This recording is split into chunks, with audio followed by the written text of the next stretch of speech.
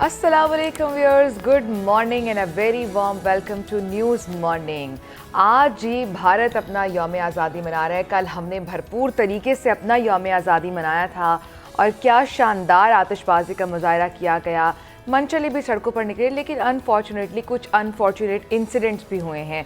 हम बात कर रहे हैं कराची की। जिस तरह आपने कहा ना कि हमने शानदार तरीके से, यकीनन कौमी सतह पर तो बड़े अच्छे तरीके से मनाया गया और जिंदा अक़वाम अपना यौम आज़ादी ऐसे ही मनाती हैं, लेकिन जिस तरीके से हुल्लड़बाजी की गई, पूरी रात जो सड़कों पर तूफ़ान बदतमीज़ी रहा, फैमिलीज़ के साथ जो कुछ होता रहा, और फिर आप देखें हर साल की तरह इस साल भी हवाई फायरिंग की गई। तो उस हवाई फायरिंग की जद में ख़ासतौर पर कराची में खातून समेत 3 अफराद अपनी जान से हाथ धोना पड़ा, 3 अफराद को, और इसके अलावा बेशुमार लोग जख्मी हुए। यानी आपकी हवाई फायरिंग से जो आपका अंदाज था जश्न मनाने का, उससे 3 लोग अपनी जान गंवा बैठे हैं। उसमें एक 25 साल लड़की है जो अपने भाई के साथ बाइक पर पीछे बैठ कर जा रही थी। भाई का बेटा उसने गोद में पकड़ा था और भाई ये बता रहा है कि मुझे ऐसा लगा है कि पीछे से किसी गाड़ी ने हिट की है और मेरी बहन गिर गई है।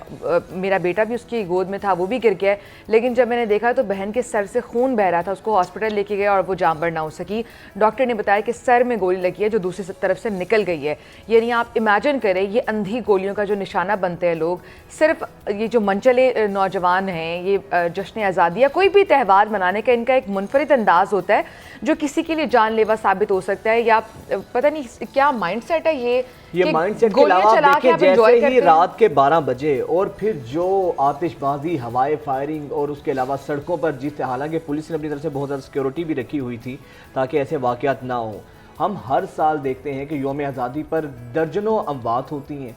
मुझे ये समझ नहीं आती कि पाकिस्तान जिन कुर्बानियों के बाद हासिल किया गया था, दुनिया का ये अनोखा तरीका है आयशा आज़ादी का जश्न मनाने का, ऐसा जश्न जिससे किसी की जान जा सकती है, जिससे लोग जख्मी हुए हैं, जिनसे घरों में अमवात हुई हैं। तो ये जश्न मनाने का कौन सा तरीका है? आप वो देखें कि भाई के साथ एक बहन जो बाहर जा रही है, जब उसकी लाश घर आई होगी तो घर पर क्या कोहराम मचा होगा। आप एक मिनट के लिए इमेजिन अगर कर लें कि आपके किसी अपने पर्सनल फैमिली मेम्बर के साथ भी हो सकता है, तो आप कभी ऐसी हरकत नहीं करेंगे। और जहाँ बात होती है दफ़ा 144 नाफिज करने की, तो वो सिर्फ नाफिज कर दी जाती है। अब मेरा ख्याल है ये एक नॉर्मल रूटीन की एक एक्सरसाइज हो गई है, एक फॉर्मेलिटी हो गई है जी भाई, की जाती है। उसके अलावा कोई इवेंट आया, 9-10 मुहर्रम हो गया, 14 अगस्त, कुछ भी, वट एवर इट इज़, दफ़ा 144 नाफिज कर दी जाती है। भाई आपने नाफिज भी खुद कराना है, इस पर अमल भी खुद कराना है। मेरा ख्याल है कि जिस तरह जो सड़कों पर हमने हुल्लड़बाजी देखी और जिस तरीके से हमने जश्न के नाम पर जो कुछ तूफ़ान बदतमीज़ी हो सकता था देखा है, इन सारे नौजवानों को ना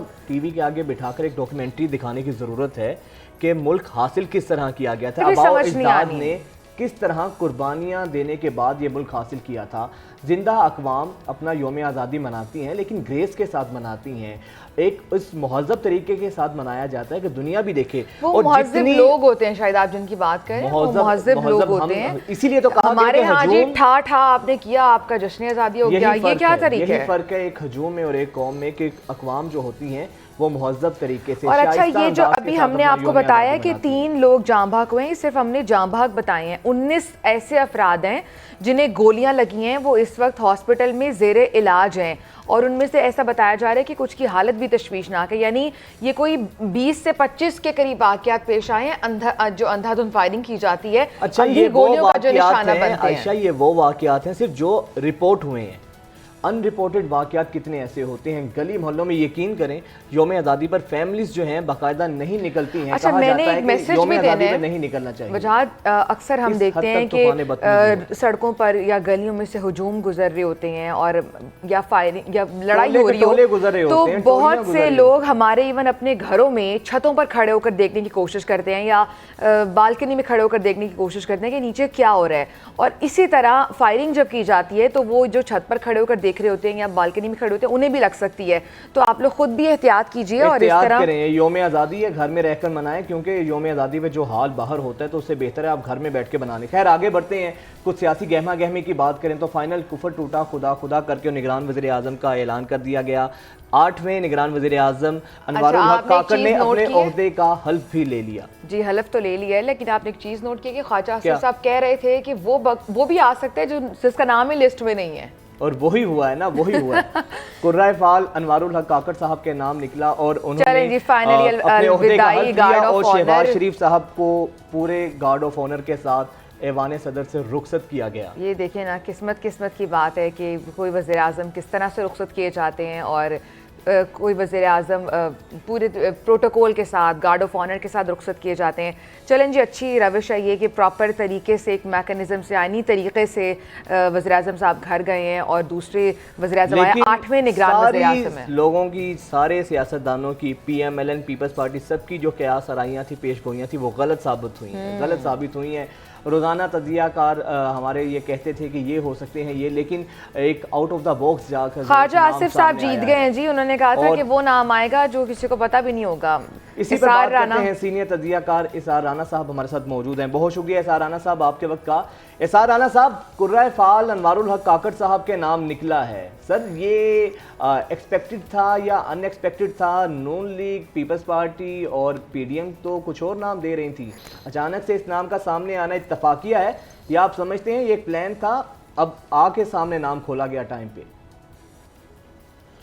देखिए, नाम तो प्लान था, लेकिन ये नाम ना नून लीग की तरफ से आया, ना पीपल्स पार्टी की तरफ से आया, ये नाम कहीं और से आया और पूरी PDM के साथ एक प्रैंक हो और ये किसी और का मनाते रहे, सीरीज किसी और के जमा करवाते रहे और नाम किसी और का निकल रहा है।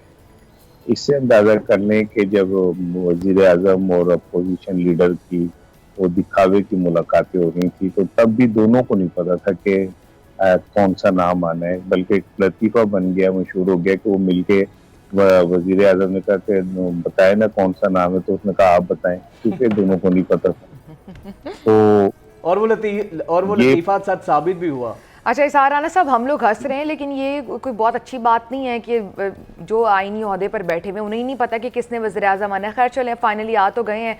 चैलेंजेस क्या उनको दरपेश होंगे मुआशी सतह पर अगर हम देखें, या आगे जो इलेक्शन कराने हैं और इसका दौरानिया कितना हो सकता है निगरान सेटअप का? देखिए, बात ये कि आपने बड़ी अच्छी बात की कि ये वैसे हम हंस रहे हैं लेकिन ये हंसने की बात नहीं है, ये वाकई अलमी है। और इससे बड़ी बदकिस्मती और क्या होगी कि हम अपना 76 सालों में डेमोक्रेटिक सिस्टम इतना मजबूत नहीं कर सके कि पूरा मन इंतकाल इक़्तिदार भी हो जाए और आयन और जमहूरियत के मुताबिक हो जाए। तो ये जो कुछ भी ये उसी की कंटिन्यूटी थी। अब आपने जो चैलेंजेस की बात की है, तो देखें, बात ये कि अनवारुल हक साहब बहुत तालीम याफ्ता आदमी है और मैं पढ़ रहा था कि वो इंग्लिश और फिर फारसी और फिर ब्रावी और फिर पश्तून और फिर 2-3 ज़बानें और समझते। तो मेरी दुआ है कि अल्लाह करे वो आम आदमी की ज़बान भी समझ जाए और आम आदमी की ज़िंदगी जितनी इस टाइम मुश्किल हुई है उसका भी उन्हें अंदाज़ा हो जाए। वैसे तो बलूचिस्तान के जो वडेरे हैं और ये सारे ही, इनका बराह रास्त कोई ताल्लुक अवाम से नहीं होता, ये कहीं और ही परवरिश पा रहे होते, लेकिन इसके बावजूद हर आने वाले निगरान, वैसे तो पाकिस्तान। अच्छा इसार राना साहब, इसमें सर एक चीज़ बड़ी सवालिया निशान है, बहुत सी चीज़ें सामने आ रही हैं।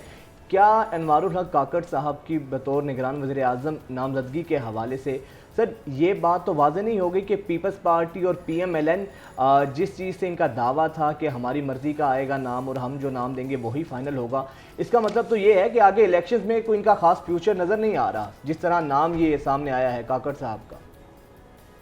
कि मैं कह रहा था ना कि इनके साथ प्रैंक हुआ है, तो मैं इसीलिए कह रहा था कि प्रैंक हो गया कि ये यही समझते रहे कि हम अपनी मर्जी का कोई बंदा ले आएंगे, लेकिन जब पूरा फाल और पर्ची इनके हाथ में आई गई कि आपने ये बंदा वजीर आज़म है, तो ये खुद इनके लिए ये तो एक्सपेक्टेड था कि हमने फैसला नहीं करना, फैसला उन्होंने ही करना है। लेकिन इनके जो नाम दिए थे इन्हें तो उसमें से कोई एक फाइनल होगा। अब मैं आपको एक चीज़ बताऊं कि मुझे आने वाले अगले साल में भी इलेक्शन तो नहीं होते नजर आ रहे। अच्छा, यानी 2024 में भी नहीं हो रहे? देखिए, मेरी जो मैं अपनी साफ्ती कैलकुलेशन है, मैं उसके मुताबिक बात कर रहा हूँ कि ये 2024 तक तो मुझे कहीं इलेक्शन फिलहाल नजर नहीं आ रहे। आगे जाके ये बात बढ़ जाएगी और क्योंकि अब तक आपके जो फाइनेंशियल मसाइल हैं और आईएमएफ ने जो आपको रोड मैप दिया है उसके ऊपर अमल करवाना है और सख्ती से अमल करवाना है, कड़वे फैसले उन्हें। अभी तो कुछ भी नहीं हुआ, अभी तो पेट्रोल की कीमत भी और बिजली की कीमत भी, अभी तो कुछ भी नहीं है। ये तो आगाज है और हमें गुलामी की और उन लोगों की जिन्होंने इस मुल्क को बुरी तरह लूटा, अच्छा इसार उनकी राना जो साहब, है। आप वो बात कर रहे हैं जो कुछ महीने कबल ये बातें हो रही थी कि टेक्नोक्रेट सेटअप आ सकता है और वो 2 साल उसकी मुद्दत हो सकती है। जब तक मुआशी मैदान में कुछ चैलेंजेस जो दरपेश हैं पाकिस्तान को, वो जब तक ठीक नहीं हो जाते तब तक सियासी सेटअप तो नहीं आ सकता। क्या आप उस हवाले से बात कर रहे हैं, ऐसा कुछ हो सकता है? ऐसा ही है, टेक्नोक्रेट गवर्नमेंट तो नहीं आएगी। उन्होंने एक पॉलिटिकल बंदा वजीर आजम बना दिया, लेकिन नीचे जो सेटअप होगा, जैसे हफीज शेख साहब का नाम सुना जा रहा है और कुछ इकोनॉमिस्ट का जा रहा है, तो मुआशी तो सारी सूरत हाल उन्होंने संभालनी है और उन्होंने उस आईएमएफ डील के ऊपर अमल जो है उसे यकीनी बनाना है। लेकिन बात यह कि जो वजीर आजम होता है, बहरहाल नाम तो उसी का ही होता है, और वजीर आजम सामने एक बड़ा चैलेंज ये भी है कि इलेक्शन जब भी हो उसने ना सिर्फ ऐसे इलेक्शन कराने हैं जो शफाफ हों, जो जिनकी ईमानदारी पे और उनकी क्रेडिबिलिटी पे कोई उंगली ना उठा सके। अब ये एक बड़ा मुश्किल काम है, क्योंकि कासिम के अब्बू को जब आप माइनस करते हैं तो फिर आप ये नहीं कह सकते कि इंतखाबात जो हैं ये शफाफ हुए, क्योंकि एक बहुत बड़ा वोट बैंक है जो माइनस हो जाएगा। तो जब अगर पाकिस्तान के अवाम का एक बहुत बड़ा वोट बैंक माइनस हो जाएगा तो फिर वो इंतखाबात की क्रेडिबिलिटी का। इसार राना साहब, इस पर तो हम बात करेंगे सर, इसी जानिब मैं आऊँगा, लेकिन सर इससे पहले ये जो आपने बात की है कि ये जो सेटअप है निगरान, ये साल या 2 साल तक चल सकता है, मज़ीद प्रोलॉन्ग हो सकता है, तो सर इसका तो फिर एक मतलब साफ साफ हुआ कि हमारी जो सियासी जमातें हैं उनके अंदर इतनी अहलियत ही नहीं है, वो नाअहल हैं कि उनके होते हुए, जमहूरी एक सिस्टम के होते हुए कोई हालात बेहतर नहीं हो सकते, ना हमारी इकोनॉमी बेहतर हो सकती है, ना हमारे जो दीगर चैलेंजेस हैं वो इम्प्रूव हो सकते हैं। तो सर इससे तो फिर यही एक तासुर अखज़ होगा कि फिर जो हमारे जमहूरी लोग हैं या जो हमारी जमातें हैं जो आवाम से वोट लेकर इक़्तिदार में आती हैं, वो तो कम अज़ कम इस काबिल नहीं है। देखिए, बात यह है कि ये जो जमहूर लफ्ज़ है और जमहूरियत है, इसका इन लोगों से बराह रास्त ताल्लुक कोई नहीं है। ये कौन सी जमहूरियत है जिसमें बड़े भैया वजीर आज़म हों, उनके छोटे भाई भी वजीर आज़म ही बने, उनका जो बेटा है छोटे भाई का वो ही वजीर आला पंजाब बने, उनका जो कुड़म है वो वजीर ख़जाना बने, उनकी बेटी एक्सपेक्टेड प्राइम मिनिस्टर हो। तो ये कौन सी जमहूरियत है जिसमें जुल्फ़ार अली भुट्टो की बेटी बेनज़ीर वजीर आज़म बने, उसके बाद उनका शौहर जो है सदर मुमलिकत बने, फिर उसके बाद उनका बेटा वजीर खारजा बने। ये कौन सी किस मुल्क की दुनिया की डेमोक्रेसी में आपको इस तरह नजर आता है जिसमें खानदानी बादशाहत इस सतह पे हो? अब देखें ना, लतीफ़ा सुने कि बिलावल साहब पार्लियामेंट में खिताब करते हुए कहते हैं कि नवाज शरीफ साहब, आसिफ जरदारी साहब, आपको ऐसे रास्ते साफ बनाने चाहिए, कांटे दूर करने चाहिए, ताकि मैं और मरियम आने वाले दिनों के अंदर पाकिस्तान के ऊपर हुक्मरानी कर सके। पार्लियामेंट में उन्होंने गुफ्तगू खिताब किया। तो इससे आपको अंदाजा हो जाए कि ये मुल्क उनके, सही कह रहे हैं आप इसार राना साहब, बिल्कुल आप सही कह रहे हैं, लेकिन इस पर सिर्फ अफसोस ही किया जा सकता है और तो कुछ नहीं हम कर सकते हैं।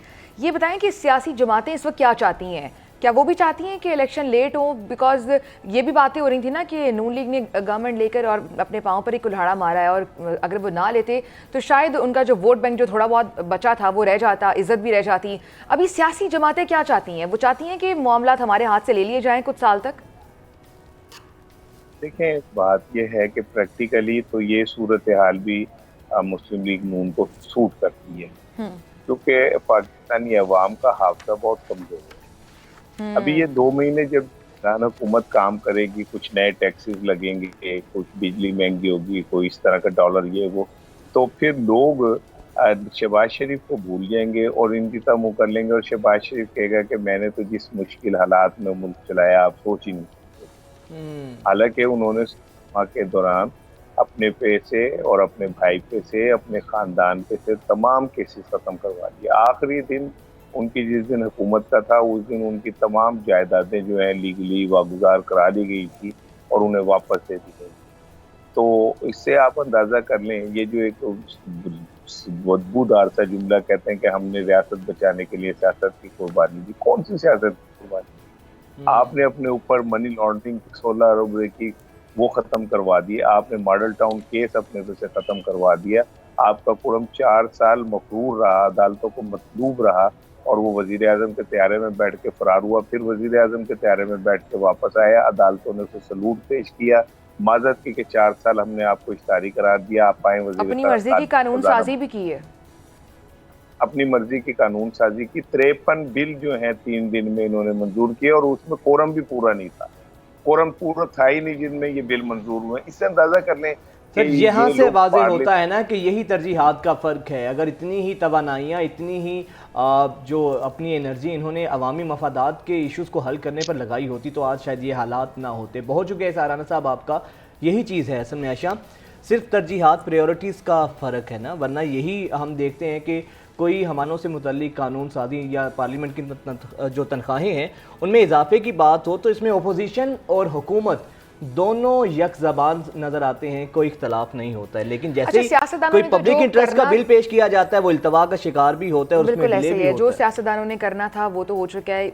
हमारी ये दुआ है, यौम आज़ादी अभी हमने कल मनाया बड़े जोश जज्बे से, कि हमारी दुआ जो भी सेटअप आए, जो भी हो, आवाम के लिए कुछ बेहतरी हो, आवाम के लिए सोचें और आम आदमी का सोचें ताकि वो जो इस वक्त मुश्किल हालात से गुजर रहे हैं उससे निकल सकें। ब्रेक लेते हैं, स्टे विद अस।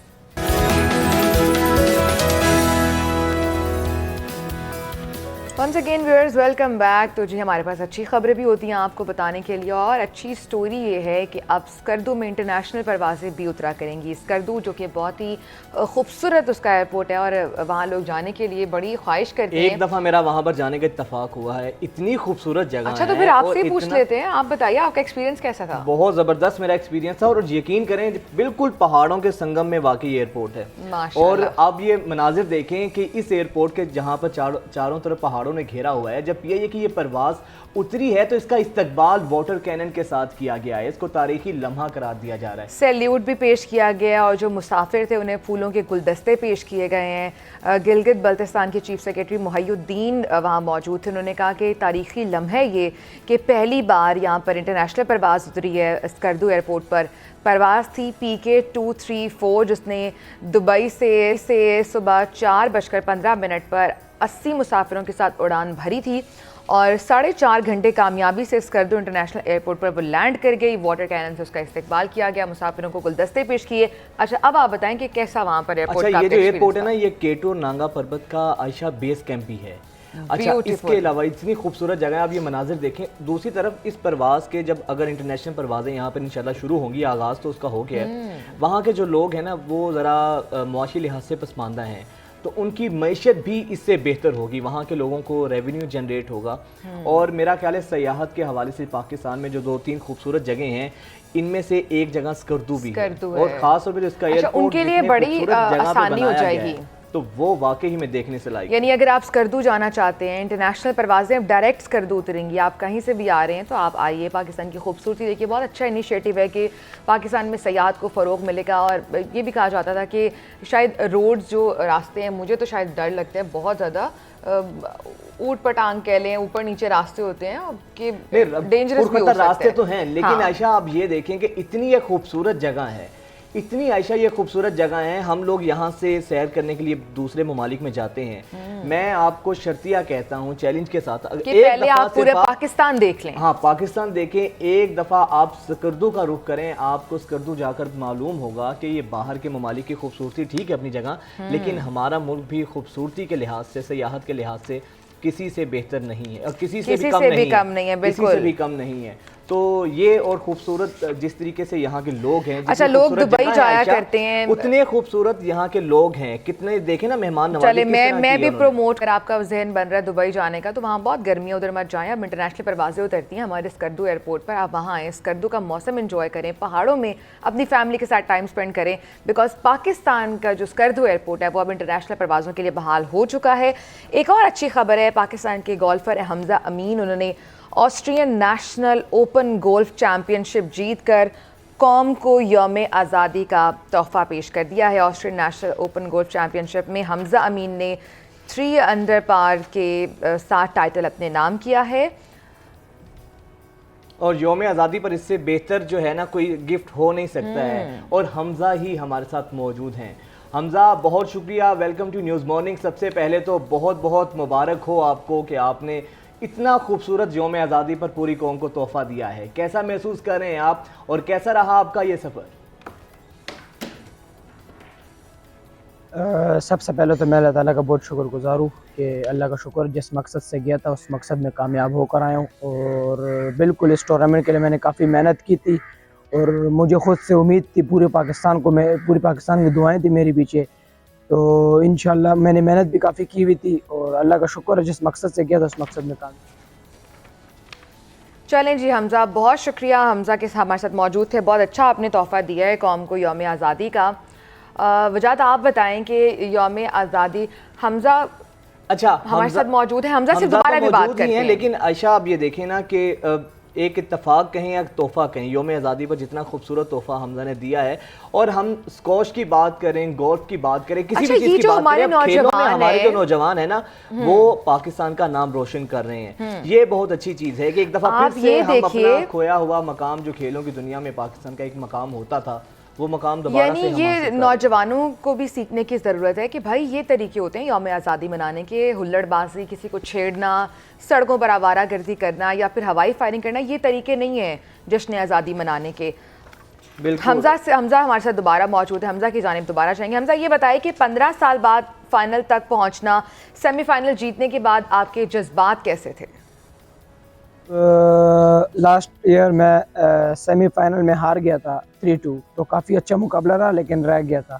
तो इस साल मैं 2-0 अप था, उसके बाद 9 मैच बॉल अप था, तो 2 गेमें मैं फिर लगातार हारा। तो जब आखिरी पाँचवीं गेम स्टार्ट थी तो मैं उसको मैच के लिए आखिरी पॉइंट चाहिए था जीतने के लिए, और मुझे 2 पॉइंट चाहिए थे। लेकिन उधर थोड़ा सा दिल में आया कि अगर मैं इस बार भी हार गया तो मैं तो फिर हार जाऊँगा, सेमीफाइनल में रह जाऊँगा।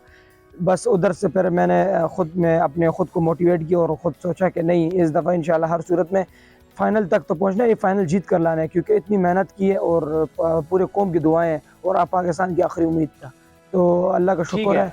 अच्छा हमज़ा, ये बताइएगा कि नवे कले की सरजमीन जहाँ पर आप रहते हैं, वहाँ से 7 दफ़ा आलमी चैंपियन उभर कर सामने आए हैं, तो आपकी तो ज़मीन ही कुछ खास है, आपकी तो ज़मीन ही इतनी ज़रखेज़ है। अच्छा, पेरेंट्स ने क्या शुरू से ही आपको तरबियत दी थी? आपने शुरू से ही ये सोचा था कि ये एजाज़ आप अपने नाम हासिल करेंगे? जब मेरा पहला दिन था स्क्वाश के अंदर, तो मेरे बाबा ने मुझे, जब मैं चैम्पियनशिप जीत कर आया तो मेरे बाबा फिर मुझे बता रहे थे कि जब मैं स्क्वाश शुरू कराई, तो जब पहला कदम मैंने रखा तो मैंने अल्लाह से यही दुआ की कि अल्लाह इसको तो मैं आज इसका पहला दिन है और इसको या अल्लाह ऐसा प्लेयर बना कि तारीख़ रकम कर दे। तो अल्लाह का शुक्र है, ये वो दिन था कि जिसमें 37 ईयर्स के बाद मैं ये पाकिस्तान के लिए ट्रॉफ़ी दोबारा जीत कर लाया हूँ। तो ये एक बड़ी बात है। बिल्कुल मेरे वालिदैन ने मुझे काफ़ी मोटिवेट किया, मुझे कहा, वो रोज़ाना कहते थे कि इंशाल्लाह हमज़ा वाकई बड़ी बात है, हमारे लिए भी बड़ी बात है, कौम के लिए बड़ी। ये बताएं कि जो तरबियत आप करते हैं या जो एक्सपेंसेस आते हैं, चैलेंजेस भी होती होंगी, वजाहत अखराजात फेडरेशन ने बर्दाश्त किए हैं आपके, किस तरह से आपने सारा मैनेज किया मॉनेटरली? अगर स्क्वाश की बात आती है तो पहली बात आती है पाकिस्तान स्क्वाश फेडरेशन की। तो पाकिस्तान स्क्वाश फेडरेशन अगर नहीं होती तो पाकिस्तान की स्क्वाश भी नहीं होती, क्योंकि मेन किरदार पाकिस्तान स्क्वाश फेडरेशन का है, क्योंकि वही बच्चों को सपोर्ट करती है और वही बच्चों को ट्रेन करती है, वही आगे उसका जो हमारे जूनियर टूर्नामेंट होती है। अच्छा हमजा, ये बताइएगा, हमने फाइनल मैच के दौरान कुछ कंट्रोवर्शियल फैसले भी हुए आपके खिलाफ, तो आपको डर था कहीं मैच से आप आउट तो नहीं हो जाएंगे? उस वक्त कैसा महसूस हो रहा था आपको? बिल्कुल जब मेरा क्वार्टर फाइनल चल रहा था तो मेरे खिलाफ 2-3 पॉइंट भी दिए, हालांकि पूरे टूर्नामेंट में मेरे खिलाफ पॉइंट दिए। तो बस उधर थोड़ा सा मुझे लगा कि मेरे साथ ज़्यादती हो रही है, लेकिन उधर मैंने दिल नहीं छोटा किया और बस गेम पर फोकस रखा, और बस एम ये था कि अपने जिस मकसद से आए उस मकसद में कामयाब होकर जाऊँ पाकिस्तान दोबारा। तो बिल्कुल यही स्पोर्ट्समैन स्पिरिट होता है कि कोई भी साजिश हो, कुछ भी हो जाए, दिल नहीं हारना, फोकस अपना सामने रखें, फोकस्ड रहना है, ये फोकस्ड इज द की। अच्छा ये बताएं, आपको अब तक कौन कौन से अवार्ड्स मिले हैं? जब मेरे स्क्वाश को हो गए हैं पूरे 7 के 8 साल हो गए हैं, तो मेरे पास 13 गोल्ड मेडल्स हैं। उसमें 2 सिल्वर हैं, 8 हैं और 2 ब्रॉन्ज हैं। जिसमें अगर मेजर इवेंट की बात करूं तो उसमें आता है 4 टाइम एशियन चैम्पियन हूं मैं, ब्रिटिश जूनियर चैम्पियन हूँ अंडर 15 का 2020 में जीता था, अंडर 19 यूएस जूनियर चैम्पियन हूँ। तो लास्ट ईयर मैंने वर्ल्ड जूनियर में सेमीफाइनल खेला और अभी ये हमजा वर्ल्ड जूनियर इतनी चैंपियनशिप। कम उम्र में आपने इतने एजाज़ हासिल किए हैं और सबसे अहम चीज़ हमजा की आशा ये है कि इन्होंने वो खोया हुआ मकाम जो पाकिस्तान का था उसको लौटाया है। दोबारा से स्क्वॉश में पाकिस्तान का नाम रोशन हुआ है। हमजा, ये तमाम मार्के तो आपने सर कर लिए, अब मुस्तकबिल के क्या इरादे हैं आपके? आगे इंशाल्लाह मुझे अगर इसी तरह सपोर्ट मिलती रही, इसी तरह पूरी आवाम की प्यार मिलता रहा, तो इंशाल्लाह आगे भी मैं पाकिस्तान के लिए इससे बढ़कर जो पाकिस्तान के खोए हुए एजाज़ात है वो दोबारा मैं पाकिस्तान में लाना चाहता हूँ। इंशाल्लाह पाकिस्तान का झंडा पूरी दुनिया में बिल्कुल, इंशाल्लाह हम भी दुआ गो हैं कि आप पाकिस्तान का नाम रोशन करें। अच्छा हमजा, जब मैच होता है तो यकीनन कोई टफ खिलाड़ी भी होता होगा जिससे आपको शायद दूर से ही डर लगना शुरू हो जाए कि भाई ये मुझे टफ टाइम दे सकते हैं, तो मैच में ऐसा कोई मरहला आया है? बिल्कुल जी बिल्कुल। मुझे जब पहली गेम में हारा तो वो मेरा मकसद नहीं था कि मेरे असल में ये प्लान से किया था कि मैंने उसको थकाना है इस प्लेयर को। तो मैंने पहली गेम तकरीबन 26-30 मिनट की खेली, तो उसमें वो बिल्कुल डेड हो चुका था वो प्लेयर। तो मुझे पता लग गया था कि अब ये ख़त्म हो चुका है। उधर थोड़ा मेरा मोराल भी थोड़ा डाउन हो चुका था क्योंकि पहली गेम आपको पता है प्रेशर की होती है, और पहली गेम जब मैं हारा तो मेरा मोराल डाउन हो चुका था। लेकिन अगली गेम में जब मैं नेक्स्ट गेम में आया तो मुझे पता लग गया था कि ये थक गया है। तो उसके बाद मैंने अपनी अटैकिंग की और फिर मेरा मोराल उससे डबल हुआ और उसको मैं 3-1 बीट की। और पाकिस्तान की शान है, बहुत शुक्रिया आपका। ऐसे ही पाकिस्तान का नाम रोशन करते रहें और यकीनन हमजा जैसे ही नौजवान हैं जिन्होंने पाकिस्तान का नाम रोशन किया है और वो खोया हुआ मकाम जो कि हमने देखा था कि जान शेर खान ने पाकिस्तान के लिए हासिल किया था 35 साल के बाद। बाकी भी नौजवानों के लिए पाकिस्तान का नाम रोशन किया, रोल मॉडल है, इनको फॉलो करें। स्टे विद अस, ब्रेक लेंगे। ब्रेक के बाद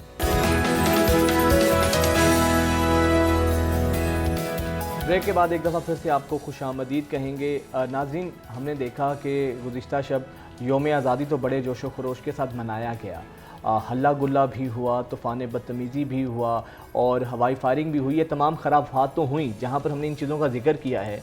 यहाँ पर कुछ ऐसे लोग भी हैं आयशा, कुछ ऐसे लोग भी हैं जो कि योम आज़ादी को बड़े तामीरी अंदाज से मना रहे हैं, बड़े मुस्बत अंदाज से मना रहे हैं। हमें पता है आयशा, पूरी दुनिया को क्लाइमेट चेंज का सामना है, माहौलियाती तब्दीली से पूरी दुनिया इस वक्त निबर्द आज़मा है और इससे खूबसूरत तरीका योम आज़ादी को मनाने का नहीं हो सकता कि आप अपने मुल्क की तामीर में हिस्सा लें, मस्बत किरदार अदा करें। तो ऐसे ही कुछ लोग हमारे साथ मौजूद हैं यहाँ पर जिन्होंने स्लोगन बड़ा मज़े का दिया है और वो उसका स्लोगन का नाम है, सोशल मीडिया पे बड़ा ट्रेंडिंग में था, वो स्लोगन ये था कि पा नहीं छां करें। यानी बच्चे जो गली मोहल्लों में बाजे बजा रहे थे, पा की आवाज़ से जो सरदर्द लग चुका था, नॉइस पोल्यूशन तो थी, हमें जो एयर पोल्यूशन का जो सामना है उसे ख़त्म करने के लिए, और बाजा यकीन माने महंगा है, पौधा फिर भी सस्ता है। यानी अगर आप पौधा लगा लेते एक बाजा महंगा भी है, नॉइस पोल्यूशन का भी आपने जिक्र किया और उसके साथ साथ वैसे भी एक मतलब बच्चों की सेहत के लिए भी ठीक नहीं है।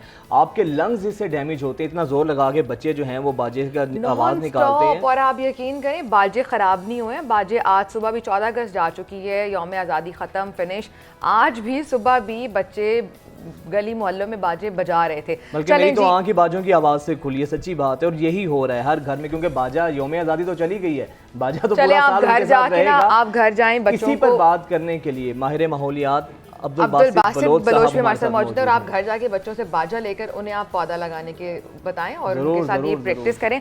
अच्छा जी, अस्सलाम वालेकुम अब्दुल बासित साहब, गुड मॉर्निंग। सर बहुत शुक्रिया आपके वक्त का। अच्छा सर, ये जो कॉन्सेप्ट है पा नहीं छां करे, सोशल मीडिया पे बड़ा ये टॉप ट्रेंडिंग में रहा है कल, आपने इसको फॉलो किया और लोग इसको फॉलो कर रहे हैं इस ट्रेंड को? जी बिस्मिल्लाहिर्रहमानिर्रहीम। सबसे पहले पीएनएन का शुक्रिया आप तमाम पूरी टीम का। बिल्कुल जी, हम तो पहले दिन से हमारा यही स्लोगन था कि हमें ज़रूरत है कि हम शजरकारी करें, पौधों को लगाएं और इस हवाले से। और फिर जैसे हमारा झंडा सब्ज़ है इस तरह पौधा भी सब्ज़ है और वो डबल चीज़ जो है आपको लिए, तो उसके लिए हम मुख्तलिफ जगह पे एक्टिविटीज़ करते रहते हैं। कल भी अल्हम्दुलिल्लाह हमने हमारा था कि हम 1 लाख पौधा तकसीम करेंगे। तो अच्छा। उसकी पहली जो एक्टिविटी थी वो हम तो करते रहते हैं, पूरा साल करते रहते हैं। हमने 20,000 पौधे जो है वो तकसीम किए और आप हैरान रह जाएंगे। हमने रोड साइड पे कैंप लगवाया DPS नाला खुर्द में, और जो बच्चे शहर में आते हैं मनाने के लिए गाँव से देहातों से और मुख्तलिफ जगह से वो आते हैं वहाँ पर जश्न आज़ादी मनाने के लिए, अब जब वो वापस जा रहे थे और मैं वो तस्वीर भी मेरी जो है वो मैं देख खुद हैरान हुआ। बच्चे इतने शौक से पौधा लेके जा रहे थे, उनके हाथ में बाजे भी थे। हमने कहा ये बाजा साइड पे रखें, पौधा लें और इतने खुशी से, और वो भी मुफ्त, बिल्कुल मुफ्त जी। हमने फ्री में पौधे तकसीम किए, 20,000 पौधे हमने 2-3 घंटों में वहाँ पे। अच्छा अब्दुल बासित साहब, तकसीम करना अलग चीज़ है, क्या बच्चों ने उनको लगाया भी है सही प्रॉपर तरीके से? आजकल मैं बताऊं कि ये हमारी नई नस्ल है, इसको अवेयरनेस देना ज़रूरी है। अगर आप इनके हाथों में बाजे पकड़ाते जाएंगे तो ये बाजे ही सारे बजाते जाएंगे। अगर आप इनके हाथ में पौधा पकड़ाएंगे तो ये बच्चे, ये मुझे अपना बचपन याद है कि जब मुझे कोई पौधा देता था तो मैं उसको जाके लाजमी घर लगाता था। तो ये इनके जब इनके घर में पैगाम जाएगा कि ये मैं वहाँ पर आ रहा था तो रास्ते में कोई पौधे तकसीम कर रहे थे, वो कहते थे ये पौधे लगाएं, तो वो वालिदैन भी। और मेरा ख्याल है कि जब बड़े लगा के देखेंगे ना, और बच्चे तो देखने से सीखते हैं, कहने से नहीं, जब बच्चे देखेंगे कि हमारे बड़े ये काम कर रहे हैं, बड़े बाजे बजाएंगे तो बच्चे भी बाजे बजाएंगे, बड़े पौधे लगाएंगे तो। अच्छा, बच्चों में ये रगबत कैसे पैदा की जा सकती है, किस तरीके से बच्चों को पौधे लगाने की जानिब माइल किया जा सकता है? सबसे पहले तो ये कि स्कूल से पहले हमारे स्कूलों में ये काम होता था, स्कूलों में बाकायदा इसकी प्लांटेशन होती थी। मैं खुद जब बच्चा था, मैं पौधा नहीं खरीद सकता था, तो मैं वहाँ पर जो हमारे गाँव में देहातों में पौधे उगे होते थे, हम वो उखाड़ के वो मिट्टी में डाल के वो लेके चले जाते, सर जी हमारा पौधा लगा दे। और वो आजकल पौधे वो जवान हैं जो हमने उसको लगाए थे। तो ये स्कूलों की बुनियाद, स्कूल की सतह पर जब हम इसको करेंगे तो ये बहुत बेहतरीन हो जाएगा। फिर दूसरा ये है कि वालिदैन जो हैं इस पर मोटिवेट करें। मैंने कल देखा, बड़ा मुझे खुशी हुई कि वालिदैन अपने बच्चों को खुद एक तो जो है बच्चे लेके जा रहे हैं पौधे, वालिदैन बाकायदा अपने बच्चों को वहाँ पर ला रहे हैं और वहाँ पर वो उनसे कह रहे हैं कि पौधा उठाओ यहाँ से, वो पौधा उठा के वो अपने साथ लेके जा रहे हैं। 5-6 बच्चे जो हैं। बड़ी जिम्मेदारी का काम है ये कि अगली जनरेशन के लिए भी आपने कुछ छोड़ कर जाना है, तो वो आज की जो जनरेशन है उन्हें कुछ काम करना होगा।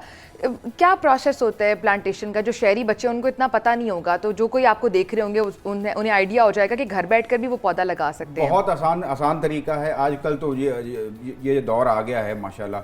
इसमें आप जाएँ, आपके बाजार में, आप यहाँ पर रोड पर गुजर रहे हैं तो वहाँ पर छोटी छोटी नर्सरियाँ बनी हुई हैं, 30 से 40, ज़्यादा से ज़्यादा आपसे 100 रुपये का पौधा, महंगे से महंगा भी आपको कहेगा 100 रुपये का पौधा। 2-2.5 फुट का पौधा लें, ज़्यादा लंबा बड़ा हमारा होता है कि हम जी 8 फुट 10 फुट का पौधा लगाएं और अगले वो हमारा होता है कि फौरन हमारा वो अगले दिन दरख्त बने और अगले दिन वो फल भी दे और आपके लिए आसानी पैदा।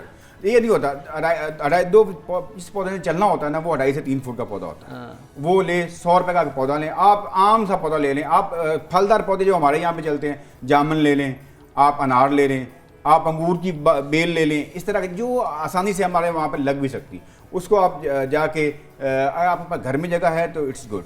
नहीं तो कहीं रोड साइड पे, मिसाल को नहर है, नहर की साइड पे जगह पड़ी होती तो वहाँ पर जाके आप लगा दें और जिम्मेदारी के साथ। हम तो अब लोगों को ये अवेयरनेस देते हैं कि आपने 1000 पौधा नहीं लगाना, आपने 10 पौधे लगाने हैं और उनको हर हफ्ते जाकर चेक करना है। अच्छा, आपकी चीज़ों से एक और चीज़ जो मैं ज्यूम कर पाया हूँ आशा, वो ये है कि ये जो हम जिक्र करते हैं कि पूरा दिन बाजे बजते रहे यौम आज़ादी पे, ये वो, अगर लोगों को मस्बत तरफ उनका रुझान लगाएंगे तो लोग अच्छी चीज़ें भी करेंगे। मतलब आपने डायरेक्शन देनी है। अब आपने पौधों का लगाया, जिस तरह आपने कहा कि लोगों ने किस तरह वेलकम किया। अच्छा, हर अगर तरह हम के इस लोग रुझान को इंकरेज करें, उसकी हौसला शिकनी करें, तो अगले साल हो सकता है कि जो बच्चे जिनके हाथ में आज बाजे हैं, अगले साल उनके हाथ में पौधे हों। जब ये बड़ा हो जाएगा अगले साल जो है ये उनके जड़ें लगाने के काबिल हो जाएगा। मैं ख्याल करें तो। अच्छा, लगा सकते हैं। कितना खूबसूरत कॉन्सेप्ट है ये। हमारे जो शहरी माँ बाप होते हैं वो क्या करते हैं, जो बच्चे पैदा होते हैं उनको उनकी एज का पेट ले देते हैं कि भाई अगर तुम 6 साल के होगे तुम्हारा पेट भी 6 साल का होगा। तो कितना खूबसूरत ये कॉन्सेप्ट है कि अगर आप अपने बच्चे को, जब वो पैदा हुआ है, उसके हाथ से आप एक पौधा लगवा दें, तो जैसे जैसे आपका बच्चा बड़ा होगा उसी एज से वो पौधा भी बड़ा होगा, और क्या खूबसूरत निस्बत होगी। ये हमारा एक कॉन्सेप्ट है। हमारे कई दोस्त अहबाब, उनको मीडिया से मेरा बेसिकली ताल्लुक है, तो वो उनके यहाँ बच्चे पैदा होते हैं बेटा पैदा हो जाए, हमारे घर बेटा पैदा हो। तो हमने क्या किया, हमने कहा जी इस बच्चे के नाम के 10 पौधे हम इंशाल्लाह शजरकारी करेंगे। अच्छा, माशाल्लाह। और उस बच्चे के हाथ से उस बच्चे के नाम के 10 पौधे जी लगा दिए। अल्हम्दुलिल्लाह वो बच्चा जैसे जवान हो रहा है, वो पौधा भी वैसे जवान हो रहा है। अच्छा, इसके दो फायदे हैं। एक तो ये सदका जारिया भी है, और दूसरी चीज़ ये है कि आपके माहौल का तकाजा भी ये है। जितनी पोल्यूशन है, एयर क्वालिटी इंडेक्स हमारा जिस हद तक जा चुका है, तो ये उसके लिए भी ज़रूरी है। अच्छा, ये जो गर्मी का रोना रोते हैं हम लोग कि बहुत गर्मी है इस बार, 50 तक टेम्परेचर चला गया है, तो ये माहौलियाती आलूदगी की वजह से ये है, जो एनवायरमेंटल चेंजेस आ रही है उसकी वजह से, और इसका वाहिद हल है कि आप पौधे लगाएं। मैं बताऊं आपको कि एक ये होता है, बर्थडे तो हमारा हर साल आता है, बच्चा तो नसीबों से पैदा होगा ना। आजकल जो सूरत हर बर्थडे पे हम क्या करते हैं, हम कहते हैं जी आपकी बर्थडे है सर, तो मैंने कहा जी आपकी तरफ से इंशाल्लाह हम 50 पौधे लगा रहे हैं, और आप हमें डोनेट भी करते हैं, आप हमें मुकम्मल तौर पे उस पर सपोर्ट भी कर रहे हैं। अच्छा, वाह सर। ये और उसका ये है कि किसी पे बर्डन भी नहीं, कि साल बाद ही आपकी बर्थडे आनी ना, साल बाद हमें जी 50 पौधे आपकी तरफ से हम लगाएंगे। और फिर हम जो है, हमारा ये कॉन्सेप्ट है, हम पौधे सिर्फ हमारे यहाँ ये होता है 14 अगस्त आई है, पौधे लगा दिए, चलो खत्म। अच्छा अब्दुल बासित ये भी साहब, प्रॉब्लम ये भी होता है कि बहुत से लोग पौधे लगाना तो चाहते हैं, उनके पास जगह नहीं होती है। कॉन्सेप्ट होता है, दिल में आता है, जैसे मेरे दिल में अगर आ रहा है कि मुझे पौधा लगाना है, आज बड़ी जोर से आया हुआ है कि मैंने लगाना है, लेकिन जगह नहीं है, तरीका नहीं पता, या हर हफ्ते जाके चेक नहीं कर सकते, तो इसके लिए कोई तरीका? इसके लिए ये है कि जो आसान तरीका ये है कि मनी प्लांट जो होते हैं, हर घर में अगर 8 से 10 मनी प्लांट बोतल के अंदर भी लग जाते हैं, बोतल के अंदर लग जाते हैं, वो आप दीवार के साथ भी लटका सकते हैं। और वो 8 से 10 पौधे जो होते हैं, वो आपके घर के कमरे का ऑक्सीजन जो है, घर का ऑक्सीजन जो है, उसको मेंटेन कर देते हैं, और वो बहुत फ़ायदेमंद चीज़ है। अच्छा, पौधों का इंतखाब भी तो मैटर करता है ना। कुछ पौधे ऐसे भी हैं कि जो कहते हैं कि नहीं, मतलब उसमें भी आपको ख्याल रखना होगा कि घर में भी आपने लगाने बहुत ज़्यादा केयर मांगते हैं, कुछ इतनी केयर नहीं मांगते चाहिए, कौन कौन से बेहतर होते हैं? मेरे ख्याल में जो पौधे हमें रूटीन में लगाने चाहिए, जो हमारे मकामी पौधे, हमारे यहाँ हर बंदा होता है कि वो कहता है जी हम बहुत रेयर पौधा लेकर आए, ऐसा हो कि नज़र आए, और वो जैसे लगाते हैं आके, वो अगले दिन क्योंकि एनवायरनमेंट से वो मैच नहीं कर रहा होता, वो पौधा जो है वो अगले दिन आपका दिल भी टूट जाता है कि मैंने एक एफर्ट की, क्योंकि बंदा जब लगाता है तो उसके दिली मोहब्बत हो जाती है।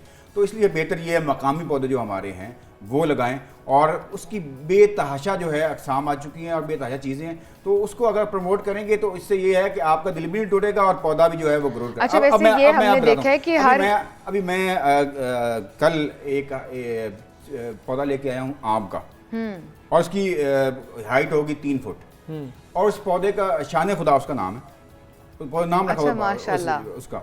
तो उसने अगले साल फल लेना है, और मैंने वो क्या किया कि मैंने एक पॉट लिया, और वो मिल जाता है बाजार से, मिल जाता ब्लैक सा मिल जाता है, आप वो जिसमें आप वो पौधा लगाते हैं, तो आप अपने घर की छत पर भी रख सकते हैं, आसानी से रख सकते हैं। तो अब उसको मैंने वहाँ पर जो लेकिन जब उसकी रूट्स एक्सपैंड होती हैं तो उसके लिए आपको बड़ा पॉट चाहिए होगा। नहीं, वो उसी में ही वो मैनेज कर लेता है, वो अल्लाह पाक ने उसके अंदर कैपेसिटी। ये आम की बात करें, बिल्कुल आम की, और वो अगले साल फल लेगा इंशाअल्लाह रहमान। अच्छा, अगले साल फल भी इतना ये इतना फल, यानी आप अपने घर आम का पौधा लगाएं, 1 साल के बाद आप उससे आम खाएं मजेदार से, और फल भी 500-600 रुपए का पौधा, 500-600 रुपए का एक पौधा ये। और फिर मैं जब उसको ख्याल करूंगा, उसको देखूंगा, तो मेरी उससे मोहब्बत भी होगी। अभी मैंने एक अपने घर में छोटा सा एक पौधा लगाया हुआ है लेमन का। अच्छा, अब वो फल, उसने फल लिया हुआ, और उसकी वो एक मैंने पॉट में लगाया हुआ कुछ। अच्छा, मैंने एक बार पौधा लगाया था पुदीने का अपने घर पर, लेकिन बहुत टेक केयर करती थी, लेकिन कुछ दिनों के बाद उसमें चूंटियां पड़ जाती हैं। मतलब मेरी कोशिश होती है कि मैं फ्रेश पुदीना लगाऊं, या मुझे बहुत शौक है प्लांटिंग, लेकिन उस तरह से केयर नहीं हो पाती, और जब खराब होते हैं दिल बहुत दुखता है, बहुत दिल दुखता है जब पौधा खराब होता है। अभी आगे वक्त आ रहा है फिर शजरकारी का, तो अभी है दिन, अभी आप कर सकते हैं, क्योंकि बारिशें कुछ होनी है अभी, तो उससे पहले आप उसको कर सकते हैं। यानी अगर आपको लग रहा है गार्डनिंग का, हाँ, अगर आपको लग रहा है कि सब्जियां बहुत महंगी हो गई हैं, आप हरी मिर्चें घर में लगा सकते हैं, लेमन लगा सकते हैं आप घर में, टमाटर लगा सकते हैं, पुदीना, धनिया, बहुत सी चीज़ें आप घर में लगा सकते हैं। थोड़ी सी आप जगह अपने घर में छतों पर या बालकनीज में थोड़ी सी आप मुख्तस कर ले जगह, और वहाँ पर आप पौधे लगाएं, अपने घर में लगा सकते हैं। जिनके पास जगह नहीं है, जैसे उन्होंने बताया कि आप रोड साइड पर लगा सकते हैं, नहर पर लगा सकते हैं, उनकी टेक केयर करें। और आप देखिएगा इंशाल्लाह अगर हर फी बंदा भी 10 पौधे लगा दे तो आने वाले कुछ साल कितने खूबसूरत, कितने बेहतरीन हो सकते हैं। बहुत शुक्रिया अब्दुल बासित बलोचा हमारे साथ मौजूद थे, माहिर माहौलियात।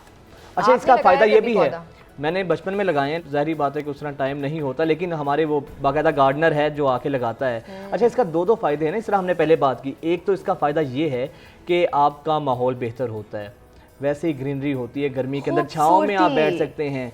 और फिर दूसरी चीज़ माहौलियाती आलूदगी, यानी अगर क्लाइमेट आप चेंज से भी डेकोर अगर हम करना निपट सकते चाहते हैं तो हैं, उसके लिए भी ये चीज़ ज़रूरी है। एक थोड़ा ये भी एक्सपेक्ट है ना, लोग इतने लग्जरीज की तरफ जाते हैं, इतने महंगे महंगे गुलदान लाएंगे घरों में और फानूस लाते हैं, लेकिन आप अगर खाली प्लांट्स लगा लें तो क्या ही खूबसूरत आपके घर की लुक निकलती है। अच्छा, पौधों की बात हो रही है, अब कपास की भी ज़रा बात कर लें। और कॉटन के हवाले से पाकिस्तान में एक इकॉनमी के लिहाज से एक अच्छी खबर ये है कि कपास की पैदावार में रिकॉर्ड इजाफा हुआ है। ये इजाफा कितना हुआ है, हमारे नुमाइंदे गौहर अली हमारे साथ मौजूद हैं, उनसे जानते हैं। गौहर, बताइएगा कितना रिकॉर्ड इजाफा हुआ है? पाकिस्तान की चांदी जिसका हुसन गहना गया था, अब हुकूमत ने कपास की बहाली के लिए मुतअद्दिद इक़दाम किए हैं। इस हवाले से हमारे साथ बात करने के लिए मौजूद हैं फेडरल चैम्बर ऑफ कॉमर्स के कोऑर्डिनेटर मलक सुहेल तलत। इनसे पूछते हैं कि हुकूमत पंजाब ने जो कपास की बहाली के लिए इक़दाम किए हैं उन पर इनकी क्या राय है। जी मलिक साहब, हुकूमत ने बहुत ऐलानात किए कि कपास की बहाली के लिए हम इक़दाम कर रहे हैं, तो किस हद तक वो ऐलानात जो हैं वो ज़मीनी हक़ाइक़ से मुताबिक रखते हैं? गवर्नमेंट ने जो ऐलानात किए हैं जी, मैं उनको बड़ा अप्रिशिएट करता हूँ। और ये ज़बानी कलामी हद तक नहीं थे, ये अमली तौर पर उन्होंने इक़दाम किए हैं। पिछले साल पंजाब में 32 लाख एकड़ के ऊपर कपास की काश्त हुई है, जबकि इस साल 40 लाख से ज़्यादा एकड़ के ऊपर हुई है।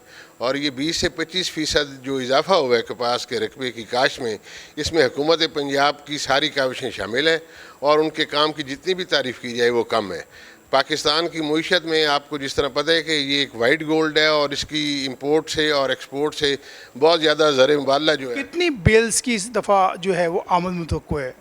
अब तक रिपोर्टेडली जी हमारे पास जो कॉटन फैक्ट्रीज़ में 14.5 लाख बेल की आमद हो चुकी है, जो कि एक रिकॉर्ड अराइवल है, माजी में कभी भी इतनी नहीं हुई। तो जो एक्सपेक्टेशन है, गवर्नमेंट का टारगेट जो है वो 12 मिलियन बेल्स का है इस साल। पिछले कॉटन सीज़न में टोटल पैदावार हमारी 5 मिलियन बेल की हुई है। इंशाल्लाह अगर मौसमी हालात, कितनी अराजी पे अब जो है ये काश्त हुई है?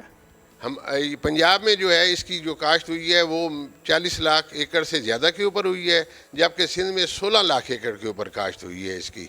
तो ये जो हम इंपोर्ट करते थे कॉटन, तो उस पर भी कोई असर पड़ेगा कि हमें कम इंपोर्ट करनी पड़ेगी अब? बेतहाशा असर पड़ेगा जी। मैं 76 में यौम आज़ादी के मौके पर पाकिस्तानी कौम को मुबारकबाद पेश करता हूँ कि इंशाल्लाह अगर अल्लाह मेहरबानी करे इस साल टारगेट के मुताबिक। बहुत शुक्रिया गौहर आपका, और ये बहुत अच्छी खुशाइन खबर है। वैसे तो इन हालात के अंदर मुआशी लिहाज से कम ही खबरें अच्छी सुनने को मिलती हैं, तो कॉटन के हवाले से ये एक अच्छी खबर है जो हमने आपसे शेयर की है। वापस आएंगे ब्रेक के बाद, स्टे विद अस।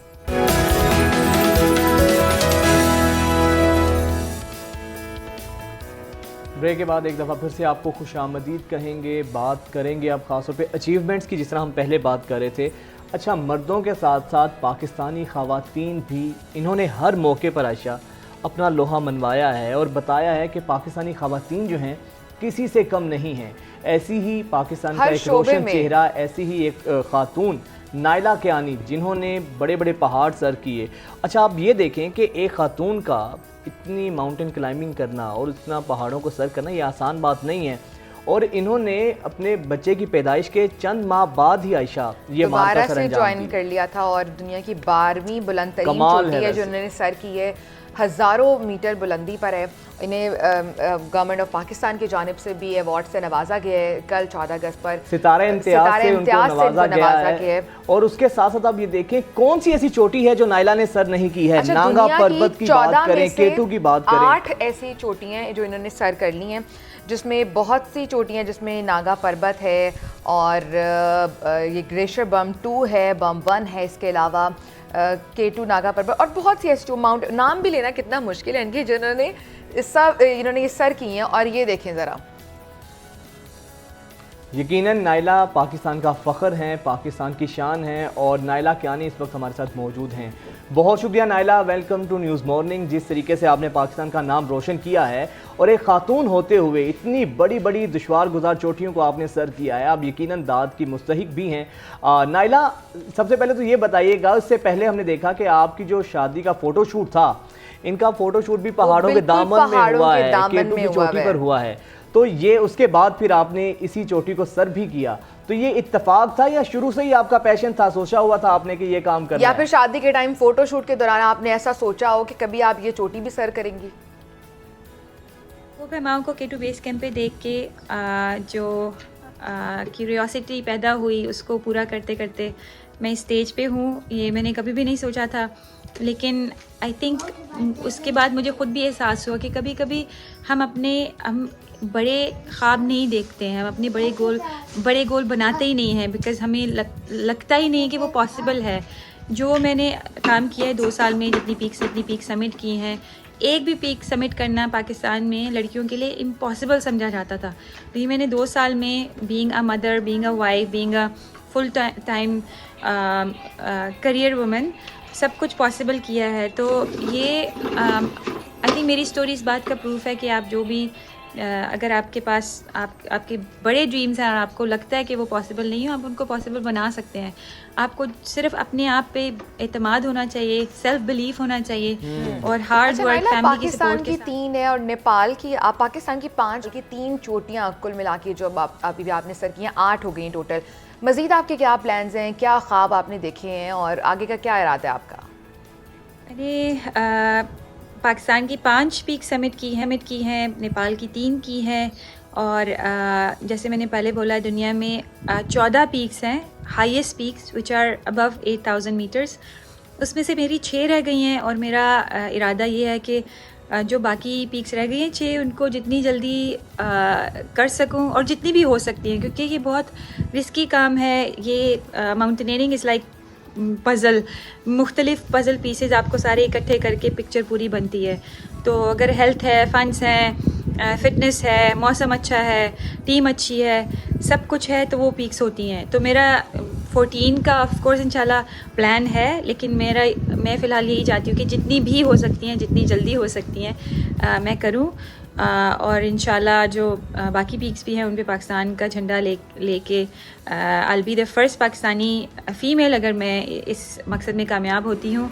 और मेरा ये प्लान है कि इंशाल्लाह अगर सारी सपोर्ट रही, फंडिंग रही, हेल्थ रही, तो इंशाल्लाह नेक्स्ट ईयर मैं ये अपना प्लान पूरा करना चाह रही हूँ, ताकि क्योंकि बहुत टाइम कंज्यूमिंग है and I want to finish as soon as possible. आप वो भी करेंगे जो आपने चाहा, कैसे आप आगे भी अपने अज़ाइम रखती हैं पहाड़ों को सर करने के हवाले से।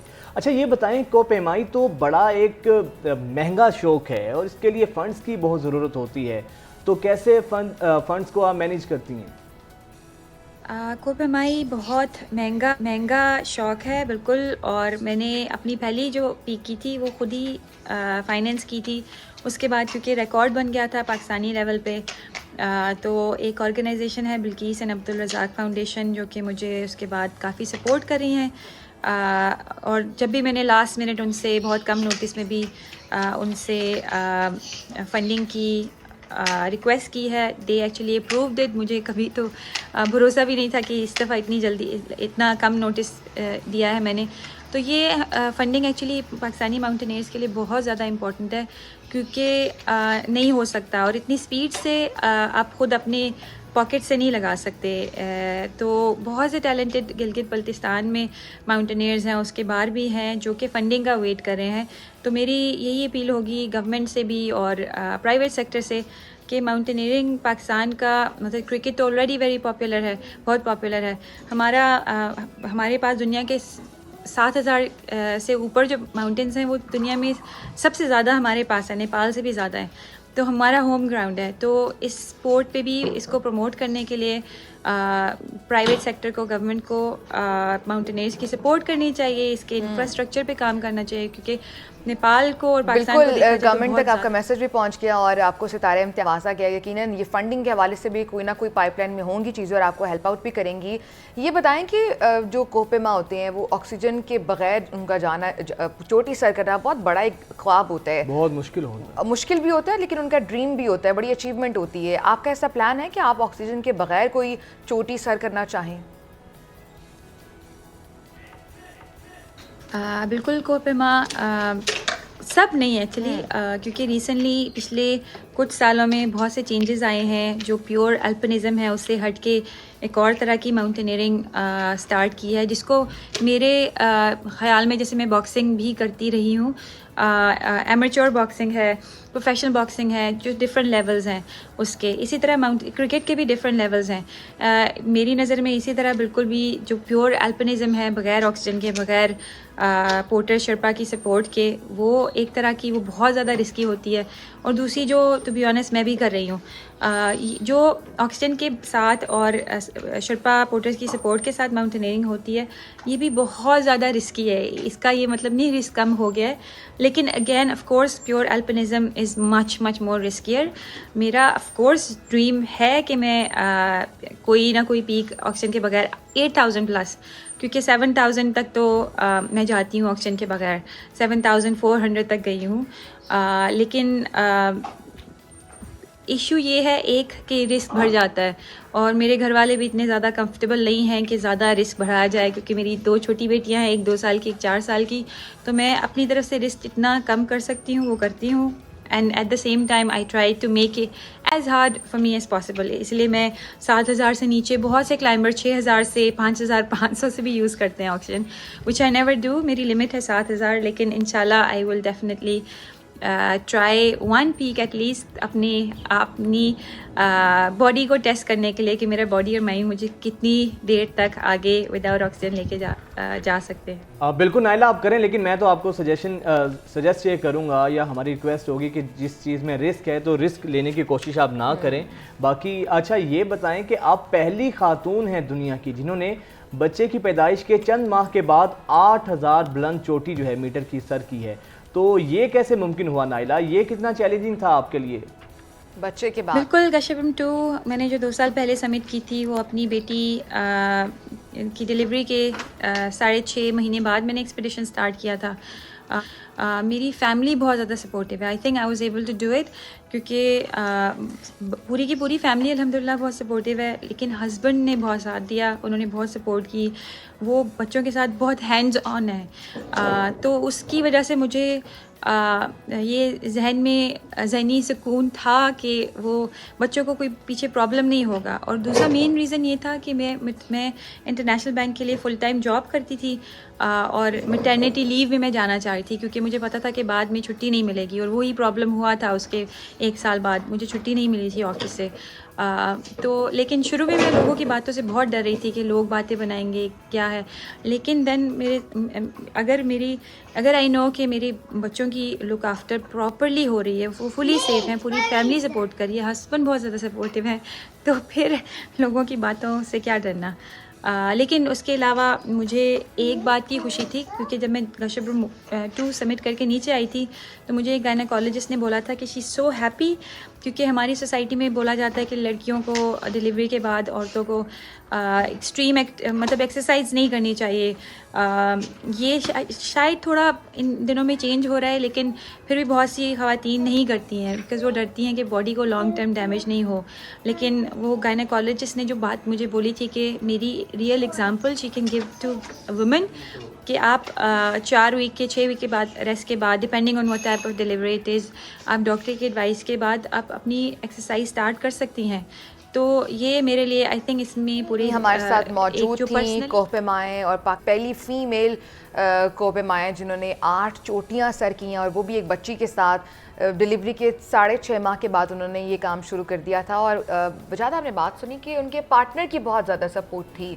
यानी आप सोसाइटी में किसी भी शोबे में कुछ भी करना चाहते हैं, कोई भी अचीवमेंट, आपके पार्टनर, ख्वाह वो मर्द हो या औरत हो, उसकी सपोर्ट बहुत ज़्यादा अगर घर से आपके पास बैकअप है। नहीं है तो आप आगे भी कामयाब नहीं हो सकते। बिल्कुल ऐसा ही है। अच्छा, एक और बड़ा ही अहम टॉपिक ऑफ द टाउन हमने बहुत सुना दी हैं, अच्छी खबरें हमने बहुत सुना दी हैं, बिल्कुल टॉपिक ऑफ द टाउन से भी हमने बहुत खबरें सुना दी हैं।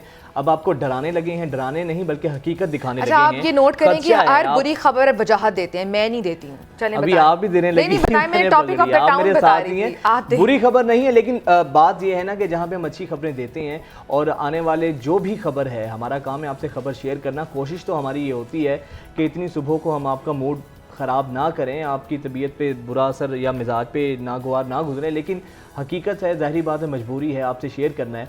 अब खबर ये है कि जनाब पहले ही आपको पता है कि 1 अगस्त को इस हुकूमत ने, जो कि अब जा चुकी है, जो गुज़िश्ता हुकूमत थी PDM की, उसने 20 रुपये फ़ी लीटर आयशा पेट्रोलियम मसनूआत में इजाफा किया था। और अब शनीद ये है कि क्योंकि आलमी मार्केट में तेल की कीमतों में इजाफा हुआ है, फिर IMF की भी कुछ डिमांड्स हैं, उनके बायस 15 रुपए तक एक दफ़ा फिर से आप पर पेट्रोल बम गिरने वाला है। तो लिहाजा तैयार हो जाए, हम आपको अलर्ट कर रहे हैं, हम आपको अलर्ट कर रहे हैं। आज 15 तारीख है और हो सकता है कि 15 रुपये फ़ी लीटर इजाफा भी हो जाए पेट्रोल में। इसके साथ साथ ये भी खबरें हैं कि हाई स्पीड डीजल की कीमत में 24 रुपये का इजाफा हो सकता है। अच्छा, तरीका वारदात पता है क्या होता है गवर्नमेंट्स का, कि पहले खबर ऐसे निकाल दी जाती है, फिर देखा जाता है अवामी रिएक्शन, माइंड मेकिंग की जाती है, माइंड मेकिंग की जाती है। अगर देखिए कोई खास रिएक्शन नहीं आया, भाई सोई भी कौम है, कोई फ़र्क ही नहीं पड़ता इनको, तो फिर उतनी कीमत बढ़ा दी जाती है। अगर तो बहुत ज़्यादा शोर मच जाए या बहुत ज़्यादा हाइप क्रिएट हो जाए तो फिर थोड़े से पैसे कम कर दिए जाते हैं। पैसे कम नहीं करते, फिर रात शब खून मारा जाता है, रात के अंधेरे में ये खबर सामने आती है। और इससे पहले आप ये देखें जो इस वक्त मौजूदा आयशा मुआशी हालात हैं, गरीब आदमी की तो आप रहने ही दें, जो एक गरीब आदमी है बेचारे के लिए 2 वक्त की रोटी भी अब मुश्किल हो चुकी है। जो सफ़ेद पोश तबका है उसके लिए अपनी सफ़ेद पोशी का भरम रखना आयशा बहुत मुश्किल हो चुका है। मैं इंटरनेशनल आपको प्राइसेस बता दूं, पेट्रोल की जो चल रही हैं पिछले 2 हफ्तों के दौरान रिफाइंड मसनूआत की जो कीमतें हैं वो $13 फ़ी बैरल इजाफे से अब $111 फ़ी बैरल तक पहुँच गई हैं, जबकि पेट्रोल की कीमत $7 फ़ी बैरल इजाफे से अब $97 फ़ी बैरल हो गई है। और गवर्नमेंट जो है वो पेट्रोल पर 55 और हाई स्पीड डीजल पर 50 रुपये फ़ी लीटर पेट्रोलियम लेवी भी वसूल कर रही है। अच्छा, ये तो इंटरनेशनल प्राइसेस हो गई, और ये भी कहीं ना कहीं हकीकत है कि इंटरनेशनली पेट्रोल बहुत महंगा मिल रहा है। मिल तो रहा है, लेकिन जब नहीं भी मिलता कभी IMF के कंधे पर बंदूक रखकर चला दी जाती है कि IMF की शराइत हैं, हमें मुश्किल फैसले करने पड़ेंगे। लेकिन मसला ये याद होगा हमारा सबसे बड़ी आयशा ना इंसाफी ये है कि जो एक करोड़पति बंदा है उसके लिए भी फ़ी लीटर फ्यूल की कीमत वही है, जो एक दिहाड़ीदार बंदा है जो 500-700 रुपये दिहाड़ी कमाता है उसके लिए भी वही है। तो ये नाइंसाफ़ी नहीं होनी चाहिए है। हुकूमत के कम से कम स्लैब्स तय कर लें कि एक आम आदमी पर कितना उसका बोझ पड़ेगा, जो एक हमारा अशराफिया है, जो हमारा अमीर तबका है, उसको कम से कम उस पर ये बोझ डालें। रिक्शा ड्राइवर्स हैं या जो बाइक वाले हजरात हैं उनके लिए कोई सब्सिडी होनी चाहिए, जो कि शहबाज शरीफ गवर्नमेंट का प्लान तो था लेकिन अभी निगरान सेटअप आ गया, तो उनके लिए बड़ा चैलेंज होगा ये कि किस तरह से मामला चलते हैं। और हमने एक सेगमेंट भी किया था, आपको याद होगा कि हमने साइकिलिस्ट को बुलाया था जो पूरी दुनिया में घूमते हैं, और वो ये मशवरा लेके गए थे कि आप साइकिल ले लें, पेट्रोल की झंझट ही खत्म हो जाएगी। आप आवाम को इसी चीज़ पे गौर करना होगा, क्योंकि हमारी जो हुकूमतें हैं, हमारे जो वजीर मुशीर हैं, हमारे जो हुक्मरान हैं, इन्होंने अपने तो अल्ले तलल्ले कम नहीं करने हैं। टैक्सेस लगाने हैं तो बेचारी गरीब आवाम पर लगाने हैं। आपकी तनख्वाहों में इतनी मराहत आपको मिलती हैं। अच्छा, अगर फ्यूल की इतनी किल्लत है आयशा, जिनकी 5-5 लाख तनख्वाह है सरकारी वज़रा की, तो उनके कम से कम जो फ्यूल अलाउंस 5-5 हज़ार लीटर उनको फ्यूल दिया जाता है माहाना, वो ही ख़त्म कर दें कम से कम। ये तो अवाम के ज़ख्मों पर नमक छिड़कने वाली बात है। मुझे ये समझ नहीं आती कि हम लोग अवाम के लिए जो भी आवाज़ उठाते हैं, मीडिया वाले या बहुत से और या ग्रुप थिंक टैंक्स कह लें जो आवाज़ उठाते हैं, लेकिन मैंने ऐसे लोग भी देखे हैं जो मज़दूर लोग कह लें, या मज़दूर तो नहीं, खैर लिमिटेड अमाउंट की सैलरी वाले लोग कह लें, अभी ये 14 अगस्त मनाने नॉर्दर्न एरियाज़ गए हुए हैं, मरी नथिया गली, वहाँ पर मुझे समझ नहीं आती रिलीफ मिलता है। अगर पेट्रोल की प्राइसेस इतनी महंगी हो गई हैं या आप अफोर्ड नहीं कर पा रहे, आप ऑफिस जाने का पेट्रोल नहीं भरवा पा रहे, ये मैं आपको बताना चाह रही हूँ, ये तजाद है, ये मुख्तलिफ तबकात है हमारी ही सोसाइटी के। लेकिन फिर भी उनका भी बेचारों का हक है, अगर कोई थोड़ी सी रिलीफ उनको मिल जाता है तो उस पे करना दिया जाए। लेकिन मेरा मशवरा ये है कि अपने अगर इस तरह के हालात चल रहे हो, मुल्क एक क्राइसिस से गुजर रहा है, मईशत एक क्राइसिस से गुजर रही है, तो अपने भी थोड़े से जो आपके शाहाना खर्चे हैं वो थोड़े से कम करें, ताकि जो पेट्रोल के कंजप्शंस कम हो जाएंगी ना तो हालात बेहतर हो जाएंगे। अब आगे बढ़ते हैं, एक समाजी इशू जिस पर हम अक्सर बात करते रहते हैं, हम अखलाकी ज़वाल, मुआशरती ज़वाल, पता नहीं किस किस ज़वाल का शिकार हैं। आए दिन हम देखते हैं कि जिसके पास 4 पैसे हैं आयशा, किसी को पैसे का घमंड है और उसी घमंड में हम देखते हैं कि वो अपने से निचले किसी पार्किंग वाले पर, किसी गरीब शख्स पर अपनी ताकत आजमाता है, तबाह आजमाई करता है, या फिर किसी को वर्दी का जोम है। अब ऐसी ही एक वारदात हुई है, ऐसा एक वाक़या पेश आया है, गुजरात की तहसील वज़ीराबाद है, जहाँ पर अब ये ट्रैफिक वार्डन्स हैं जिनका किसी भी तरह से काम ही नहीं बनता है कि वो किसी पर तशद्दुद करें।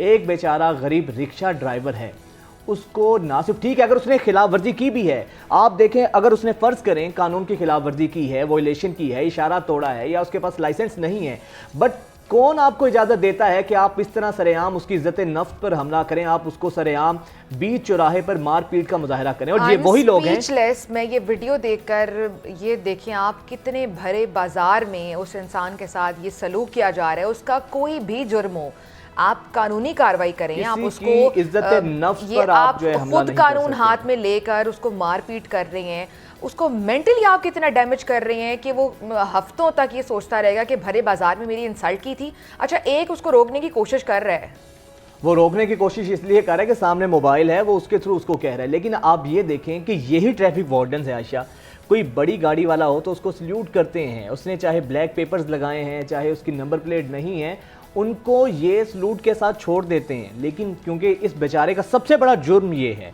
इस गरीब का सबसे बड़ा जुर्म ये है कि ये गरीब है, ये रिक्शा ड्राइवर है, तो इसलिए इन वर्दी वालों को ये लगा कि हमारा तो हक है, उसकी तो कोई इज्जत नफ्स ही नहीं है, उस बेचारे को बीच चौराहे मारे। लेकिन अब हुकूमत मोहसिन नकवी साहब को चाहिए ना, जो बड़े बात करते हैं, एक्शन लें इस पर। अच्छा, मैं ये सोच रही हूँ कि अभी ये वीडियो बन रही है तो ये थोड़ा सा कंट्रोल कर रहे हैं, वीडियो ना बन रही होती तो सोचे किस तरह मार रहे होते उसको दोनों मिलकर। वो वीडियो वाले को मारने की कोशिश की गई है, ये देखिए, ये देखिए वीडियो वाले पर लपकने की कोशिश की जा रही है। क्या वीडियो मत बनाएं, यानी जो हम काम कर रहे हैं, जो आईना ना दिखाएं, ना दिखाएं, इनकी जो चलें जी, हमारी ये है वो ना दिखाएं। तो खैर हमारी तो इस नकवी वीडियो के साहब से बाद रिक्वेस्ट है कि इस पर बिल्कुल इस पर नोटिस लें। ये जो भी ऐसी हरकतें करते हैं वार्डन्स, ये बड़े गुंडे बने हुए होते हैं, ये गुंडे ना बने और कानून के दायरे में चलें, कानून को हाथ में ना लें। ब्रेक लेते हैं, स्टे विद अस।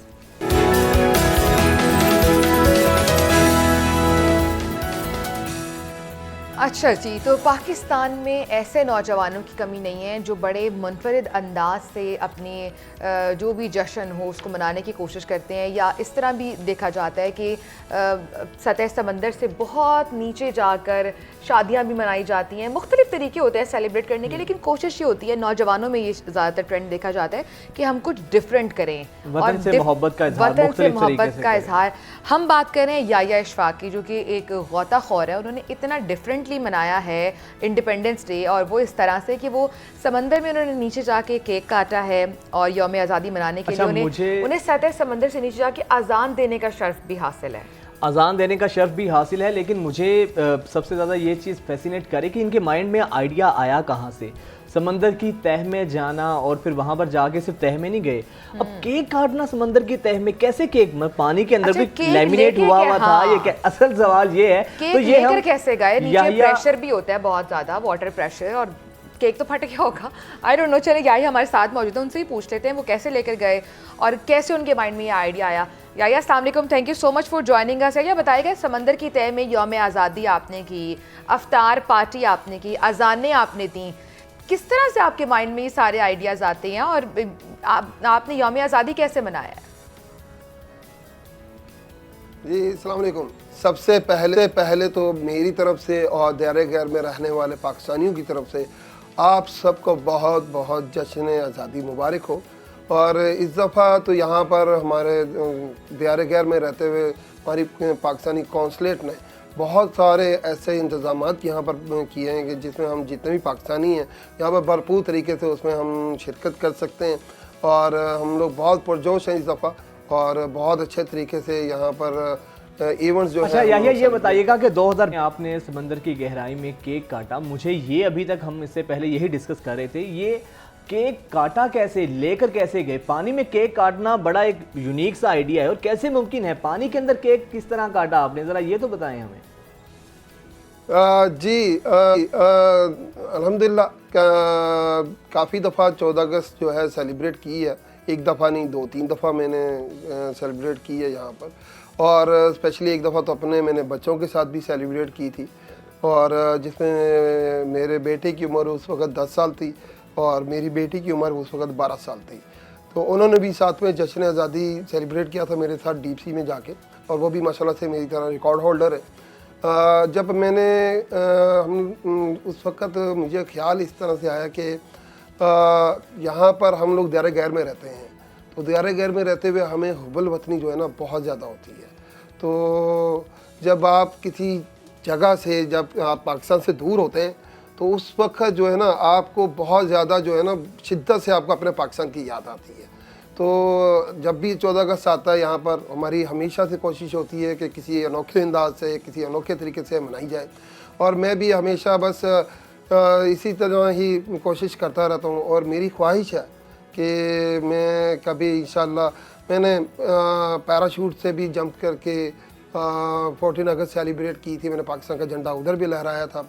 और समुंदर में तो डीप में आप ये कह लें कि मैं तकरीबन अराउंड जो हमने पहले भी किया तो वो अराउंड 150 फीट के मतलब कि डेप्थ थी, गहराई थी, जहाँ पर हम पाकिस्तान का झंडा लहराया था। और केक वगैरह के साथ तो ऐसा हुआ कि कई दफ़ा केक हम लेके गए, पहले ट्राई किया, काफ़ी दफ़ा कोशिश की, कई दफ़ा तो जाता ही नहीं था, ऊपर ही निकल, फिर कई दफ़ा उसके बाद प्रैक्टिस करने के बाद फिर टेक्निकली तौर पे हमने एक टेक्निकल केक बनाया और फिर उसको हम लोग पानी में नीचे लेके गए और फिर उसको हमने नीचे जाके काटा और सेलिब्रेट किया, नीचे जाके हमने खाया भी और भरपूर तरीके से सेलिब्रेट किया। और ये एक अपना मुनफरिद एक रिकॉर्ड है अपने आप में। और अल्हम्दुलिल्लाह मेरी हमेशा से कोशिश होती है कि यहाँ पर पाकिस्तानियों के लिए हमेशा से कोई ना कोई नुमाया रहे, पाकिस्तानी पूरी दुनिया में जहाँ पर भी रहे। और स्पेशली बिल्कुल, ये इतनी मुहिब्बे वतनी बड़ी खुशी भी होती है कि और बड़े मुनफरिद अंदाज में आपने सेलिब्रेट किया। जज्बात क्या होते हैं जब यौम आज़ादी आप वतन से दूर सेलिब्रेट करते हैं, तो किस तरह के मिले जुले एहसासात होते हैं? जी, जज्बात तो बहुत ज़्यादा हमारे हाई होते हैं और बहुत ज़्यादा पुरजोश होते हैं। और वैसे भी जश्न आज़ादी जो है वो हमारा अहद का दिन होता है कि जिस दिन हम लोग यह अहद करें कि हमने पाकिस्तान की खुशहाली और तरक्की के लिए हमने अपना किरदार अदा करना है इसमें। और हम जहाँ पर भी हों, जहाँ पर भी हम दियारे गैर में रहते हैं, तो हमारी कोशिश होनी चाहिए कि हम यहाँ पर एम्बेसडर हैं पाकिस्तान के, हर पाकिस्तानी एम्बेसडर है। तो हमेशा कोशिश करें कि अपने जहाँ पर भी आप काम कर रहे हैं उस जगह पर आप अपना लोहा मनवाएं और पाकिस्तान का नाम रोशन करें। ठीक है। अच्छा ये बताइएगा कि इतना आप काम करते हैं और नित नए तरीक़ों से पाकिस्तान का जो यौम आज़ादी है उसको मनाते हैं, सरकारी सतह पर आपको अप्रिशिएट किया जाता है? सरकारी सतह पर कभी आपसे रब्ता किया जाता है, आपकी चीज़ों को एक्नॉलेज किया जाता है? जी, सरकारी सतह पर तो कोई ख़ास हौसला अफजाई अभी तक तो नहीं हो पाई, मगर यहाँ पर हमारे कौंसल जनरल साहब ने जद्दा से तो उन्होंने कोशिश ज़रूर की थी। एक दफ़ा उन्होंने अब मेरा नाम भेजा था पाकिस्तान में, मगर शायद कुछ वजूहात की वजह से शायद मैं उन कैटेगरी में शायद मेरा नाम नहीं आ सका। तो मगर ये है कि आप लोगों का प्यार हमेशा से रहता है और जितनी भी मैं इस तरह की काविशें करता हूँ तो उसमें आप मेरा भरपूर साथ देते हैं, स्पेशली मीडिया वाले और यहाँ हमारी पाकिस्तानी आवाम हमेशा मुझे बहुत प्यार देती है, बहुत प्यार देती है। अच्छा, ये फ्यूचर के क्या प्लान्स हैं आपके? जी, मुस्तकबिल के तो इरादे मेरे बहुत ज़्यादा हाई हैं और अभी भी जब मैं पीछे मुड़ के देखता हूँ तो मैं ये सोचता हूँ कि अभी तक मैंने पाकिस्तान के लिए कुछ नहीं किया। और मेरी ख्वाहिश है कि मैं पाकिस्तान को दुनिया के नंबर 1 पोजीशन पे देखूँ, जहाँ पर हमारा नाम सर फहरिस्त हो और हम भी बड़े जोश के साथ कहीं पर भी प्राउडली हम कह सकें। अभी भी प्राउडली कहता हूँ कि आई एम अ पाकिस्तानी। सो मगर मेरा फ्यूचर में प्लान है, अल्लाह ताला मेरी ख्वाहिश पूरी करे, तो मेरी बहुत ज़्यादा शिद्दत से ये ख्वाहिश है कि मैं स्पेस में जाऊँ पाकिस्तान का झंडा लेके। और अल्लाह करे ऐसा हो, आपकी जो ख्वाहिश है वो। अच्छा, ये बताइएगा कितनी समंदर की गहराई तक आप जाते हैं और इसकी तैयारी में कितना वक्त लगता है? इतना आसान तो नहीं है समंदर की तह तक जाना, इतनी गहराई तक जाना। जी, नॉर्मली हम लोग जो है 150 फीट से लेके 160 फीट तक जो है हम लोग जाते हैं। तो बहुत ज़्यादा प्रेशर होता है, पानी का बहुत ज़्यादा दबाव होता है और स्पेशली ये आपको पता है कि अगस्त का महीना होता है, तो इस महीने में मानसून का महीना ये, तो इसमें बहुत ज़्यादा प्रेशर होता है। ये आसान नहीं होता आम दिनों की निस्बत। और इसमें हम लोग काफ़ी दफ़ा एक्चुअली ये एक दफ़ा में नहीं होता, कई दफ़ा रीटेक करने के बाद हम लोग ये इस मिशन में कामयाब हो पाते हैं। और आप बिल्कुल ना समझिए कि ये बहुत आसानी से हो जाता है। यकीन करें, हमें जितनी मेहनत करनी पड़ती है और जितने हमें कई दफ़ा तो अपनी जान भी जो है ना वो खतरे में डालनी पड़ती है, मगर हम इस पाकिस्तान यानी आप जान जोखिम में डाल के ये काम तो करते हैं। बड़ा शौक भी है ये, पैसे भी बहुत लगते होंगे, तो ये बताएं कि किस तरह से पूरा करते हैं इतना महंगा शौक आप? जी, गोताखोरी तो बहुत महंगा शौक है एक्चुअली। और कहते हैं ना कि शौक का कोई मोल नहीं। बचपन से स्विमिंग का शौक था और अक्सर माँ बाप से बहुत मारे खाई कि पाकिस्तान में जब हम लोग कभी नहरों में जाके नहाया करते थे और स्विमिंग पूल में जाया करते थे, तो कई दफ़ा वो घर वाले परेशान होते हैं कि डूब ना जाएं। तो इसी शौक़ को आगे बढ़ाते हुए जब मैं यहाँ पर आया सऊदी अरब में, तो सऊदी अरब में आके फिर मैंने जब देखा कि मेरे कुछ दोस्त अहबाब हैं ये डाइविंग कर रहे हैं, स्कूबा डाइविंग कर रहे हैं, तो मुझे भी शौक़ पैदा हुआ। तो मैंने भी उनके साथ जो है फिर डाइविंग स्टार्ट की मैंने। और डाइविंग स्टार्ट करते करते मैंने अपने कान के जो पर्दे हैं वो भी मेरे फट गए हैं और मुझे सुनने के लिए भी प्रॉब्लम होता, मगर फिर भी मैंने कभी भी हिम्मत नहीं हारी और मैंने कहा कि मुझे जो है ना पाकिस्तान का झंडा, मुझे नए रिकॉर्ड बनाने हैं पाकिस्तान के लिए। पाकिस्तान और सऊदी अरब की दोस्ती में मैंने बहुत अहम किरदार इंशाल्लाह मैंने उसमें किरदार अदा करना है। और मेरी हमेशा से यही ख्वाहिश रही है कि मैं कहीं पर भी जाऊँ तो मुझे सब ये लोग यही कहें, यार मेरे नाम से ना पहचाने लोग, मुझे सारे ये कहें कि ये पाकिस्तानी है, ये पाकिस्तानी ने किया है। तो अल्हम्दुलिल्लाह जब भी आपने बात की है कि लोग आपके काम के पाकिस्तान के नाम से आपकी पहचान बने। बहुत शुक्रिया, याहिया इशफाक हमारे साथ मौजूद थे।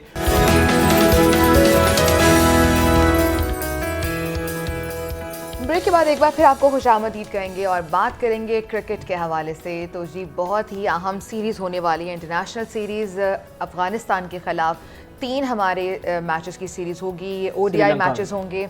हाँ, और श्रीलंका में ये होने वाली है, लेकिन अफ़गानिस्तान मद्दे मुकाबिल होगा और ये इस हवाले से भी बहुत अहम है। ODI मैचेस होंगे कि जो एशिया कप होने वाला है और वर्ल्ड कप में हमारी जो कारकर्दगी रहने वाली है उसमें थोड़ा सा आपकी प्रैक्टिस भी हो जाती है। लेकिन अगर हम वर्ल्ड रैंकिंग की बात करें, ICC की रैंकिंग की बात करें, तो अगर पाकिस्तान तीनों मैचेस ODI मैचेस जीत जाता है तो पाकिस्तान अभी दूसरे नंबर पर है ODI रैंकिंग में, तो पहले नंबर पर आ सकता है। और अगर एक भी मैच हारता है तो पाकिस्तान रैंकिंग में तीसरे नंबर पर आ जाएगा। अभी वर्ल्ड रैंकिंग में आयशा पहले नंबर पर ऑस्ट्रेलिया है। अगर पाकिस्तान ये सीरीज जीत जाता है तो पाकिस्तान खुद पहले नंबर पर आ जाएगा। तो ये सीरीज इस लिहाज से बहुत अहमियत की हामिल है। वर्ल्ड कप में बड़ा प्रेशर भी ये बिल्ड किया जा सकता है बाकी टीमों पर, क्योंकि मोरल हाई होता है, मोमेंटम गेन होता है, आपका कॉन्फिडेंस लेवल जो है वो बहाल होता है। इसी मामले पर बात करने के लिए सीनियर स्पोर्ट्स एनालिस्ट हाफिज इमरान साहब हमारे साथ मौजूद हैं। बहुत शुक्रिया हाफिज साहब, वेलकम टू न्यूज़ मॉर्निंग। हाफिज साहब, कितनी अहमियत की हामिल है मौजूदा हालात में ये सीरीज़? पाकिस्तान अफगानिस्तान की टीम को भी यकीनन इतना हल्का नहीं लेना चाहिए, बहुत अच्छे खेल का मुजाहरा करती है। तो कैसा मैच देख रहे हैं इन दोनों में, कैसा टाकरा हो सकता है? वालेकुम अस्सलाम, बहुत शुक्रिया, सुबह बखैर आप सबके देखने वालों को। और देखें, जहाँ तक ताल्लुक पाकिस्तान और अफगानिस्तान का है, अफगानिस्तान की टीम को बिल्कुल आसान हरीफ नहीं समझा जा सकता, क्योंकि उनकी बॉलिंग बहुत अच्छी है, फिर उनके बैटर्स ने बड़े अच्छे अंदाज में बैनुल-अक़वामी क्रिकेट में अपनी जगह बनाई है, अपना नाम पैदा किया है। लेकिन वनडे क्रिकेट में पाकिस्तान को बहरहाल उनके ऊपर एक बर्तरी ज़रूर होगी, क्योंकि तवील दौरानिए की क्रिकेट, जब आप T20 से निकलते हैं तो वेस्ट इंडीज़ की जो अफगानिस्तान की जो अहमियत है या जो उनकी ताकत है उसमें कुछ कमी ज़रूर आती है। पाकिस्तान को इसी से फ़ायदा उठाना है और पाकिस्तान को ये दर्जाबंदी एक अलग चीज़ है, पाकिस्तान ऊपर जाता है या नहीं जाता है ये एक अलग चीज़ है, लेकिन पाकिस्तान को ये सीरीज़ इसलिए ज़्यादा अच्छे अंदाज में जीतने की ज़रूरत है क्योंकि इसके बाद पाकिस्तान ने एशिया कप के लिए जाना है। पाकिस्तान को एक अच्छी तैयारी ज़रूर मिल सकती है। अफगानिस्तान एक आसान हरीफ नहीं है, लेकिन पाकिस्तान को अपना कॉम्बिनेशन बेहतर बनाने में कि किन 11 खिलाड़ियों के साथ पाकिस्तान आने वाले मैचेस में अफगानिस्तान के बाद जो पाकिस्तान ने खेलने हैं। लेकिन हाफिज आसान हरीफ नहीं है, लेकिन जो पिछले 4 मैचेस की अगर हम बात करें वो भी ODI मैचेस थे अफगानिस्तान के साथ, और अफगानिस्तान की टीम 4 बार पाकिस्तान से हारी है। नहीं, पाकिस्तान अब तक 4 मैच जीत चुका है, तो आगे भी आपको लग रहा है बड़ी आसानी से हम तीनों मैचेस जीत लेंगे? देखिए, मैं वही अर्ज कर रहा हूँ कि T20 फॉर्मेट अगर होता तो वो एक बड़ा खतरा जरूर है पाकिस्तान के लिए, क्योंकि वो सिर्फ पाकिस्तान ही नहीं दुनिया की किसी भी टीम के लिए मसाइल पैदा कर सकती है अफगानिस्तान की टीम जब वो T20 क्रिकेट खेलती है। लेकिन जब वो वनडे क्रिकेट में आएंगे, चूंकि 30 ओवर्स का खेल एक इनिंग्स में बढ़ता है तो 60 ओवर्स का खेल बढ़ता है दोनों इनिंग्स में। तो वहां पर अफगानिस्तान की टीम निस्बतन थोड़ा पाकिस्तान के लिए आसान हो सकती है। तो ये एक पहलू पाकिस्तान की हिमायत में ज़रूर जाता है कि पाकिस्तान को उनकी ना तजर्बाकारी से या जो उनको तवील दौरानिए की या वनडे क्रिकेट में उनकी जो सलाहियतें हैं वो उतनी ज़्यादा बेहतर नहीं है जितनी कि वो T20 क्रिकेट में खेलते हैं। तो आपने ठीक कहा है कि जो 4 गुजरे हुए मैच हैं जहां पर पाकिस्तान ने फतह हासिल किया है, तो इस फॉर्मेट को, वनडे फॉर्मेट को देखते हुए पाकिस्तान को अफगानिस्तान के खिलाफ ये सीरीज जीतनी चाहिए और अपने कॉम्बिनेशन को पाकिस्तान को बेहतर बनाने में एक अच्छा मौका जरूर है अफगानिस्तान के खिलाफ इन मैचेस का। और पाकिस्तान की टीम आप देखें कि इस वक्त सिर्फ अफगानिस्तान ही नहीं, दुनिया की किसी भी बड़ी टीम के लिए बहुत बड़ा खतरा है। हाफिज, बिल्कुल बहुत बड़ा खतरा है। अभी आपने कॉम्बिनेशन की बात की है, तो अभी जो 22 अगस्त को ये मैच होने वाला है, क्या कॉम्बिनेशन होना चाहिए टीम का? देखिए, मेरा कहने का मतलब ये है कि आने वाले मैचेस में चूंकि ये एक तजर्बाती सीरीज है पाकिस्तान के लिए कि पाकिस्तान अपने उन 11 खिलाड़ियों के ऊपर जिनको वो ज्यादा बेहतर समझता है श्रीलंका में एशिया कप को देखते हुए, उनको हतमी शक्ल देने में जो एक हल्का फुल्का जो अगर कहीं खदशा हो तो उसको दूर कर सकता है पाकिस्तान की टीम मैनेजमेंट, कप्तान के लिए एक अच्छा मौका है कि वो अपने 11 खिलाड़ियों के ऊपर अपना जो तवज्जो है वो बिल्कुल उसमें कोई दूसरा ख्याल वो खत्म कर सकते हैं इन मैचेस को। पाकिस्तान के पास देखिए पिचेस को देखते हुए आप अपने प्लेइंग 11 को फाइनल करते हैं कि पिचेस किस तरह की हैं। यहाँ पर बहुत ज्यादा बात ये भी हो रही है कि आप 2 फास्ट बॉलर्स को खिलाकर आप स्पिन बॉलिंग के साथ चले जाएं, 3 फास्ट बॉलर्स के साथ जाना है या 2 फास्ट बॉलर्स के साथ जाना है, या फिर आपने 3 स्पिनर्स, क्योंकि अगर अली सलमान आगा खेलते हैं, इफ्तिखार खेलते हैं और आप स्पिनर्स के साथ भी जाते हैं, नवाज भी हैं, तो पाकिस्तान के पास स्पिन बॉलिंग के जो ऑप्शंस हैं वो काफ़ी हैं। तो ये फैसला करने की चीज़ ये होती है कि जब आप खेल रहे होते हैं तो कंडीशंस को, लेकिन हाफिज हमें ये नहीं भूलना चाहिए कि सामने जो अफगानिस्तान के बॉलर्स हैं वो किसी से कम नहीं है। राशिद खान को हम नहीं भूल सकते हैं, तो हमें उनके टक्कर के बॉलर्स की तो बात हम कर ही रहे हैं। और अगर हम बैटर्स की बात करें तो बाबर आजम तो नो डाउट हमारे पास है, रिजवान हमारे पास है, फ़खर हमारे पास है। आपको लग रहा है कि ODI मैचेस में डिफरेंट कंडीशंस तो होंगी डेफिनेटली, चैलेंजेस क्या हो सकते हैं पाकिस्तानी टीम के लिए?